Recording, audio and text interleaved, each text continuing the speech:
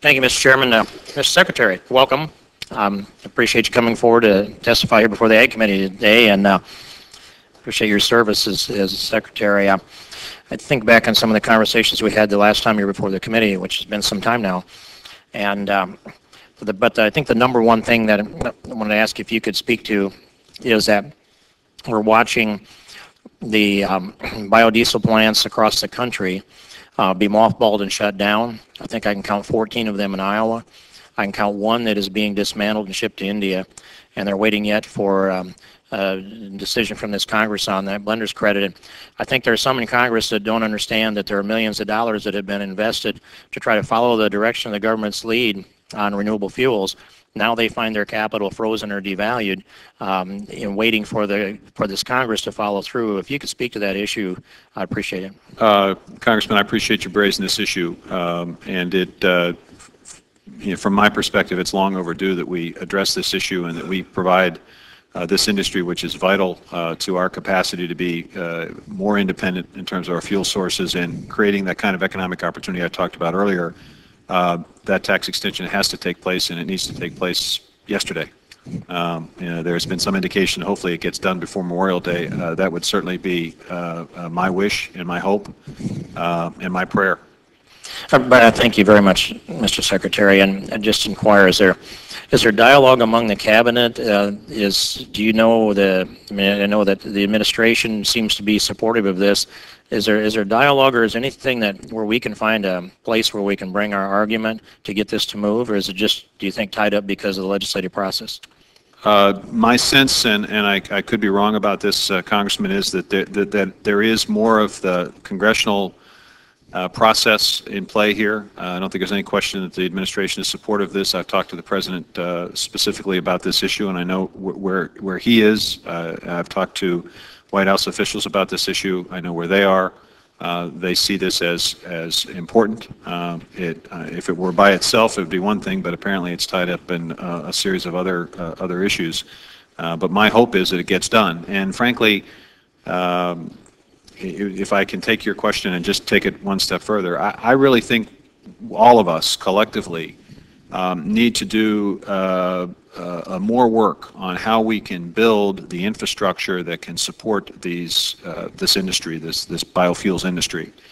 We've got a lot of programs that you all put in the 2008 Farm Bill, and we're beginning to get money out the door, but we have to go to the next step of what is the distribution system going to look like? How do we nationalize the biofuels industry so that it's not just a congressman from Iowa that's asking these questions, but it's folks in all parts of the country that understand that they can play in this game and that they have an important opportunity in this. So. Well, I appreciate that, and I think I hear from the strongest of voice that we stand together on that same issue, and that we want to follow through on our commitment. It's part of the overall energy independence this country needs to move towards. And so as we transition into the subject, I recall an exchange that we had the last time you testified before the committee, and had to do with the cap and trade piece of this thing. And a lot has happened since that period of time, with revelations of how the data was managed, and how credible some of the scientists who have been the lead voices in global warming argument, or the climate change argument. And have you had an opportunity to go back and review that science, and are you of the same position today, or has anything changed within that position on the science component? Well, I have reviewed the science, and it doesn't fundamentally change my attitude about this, Congressman. I tell you, I deal with the consequences of this every day. Probably the most prime example of this is the issue that we're dealing with out in the western part of the country with the bark beetle infestation. I mean, the reality is that because winters are not as severe as they once were, these beetles in part survived the winter before they died. And I've been told, and I don't know whether the statistic is accurate or not, but I think it may be, there's over 7 million acres that are now impacted by this bark beetle, and we expect and anticipate 100,000 trees a day to fall because of it for the next decade.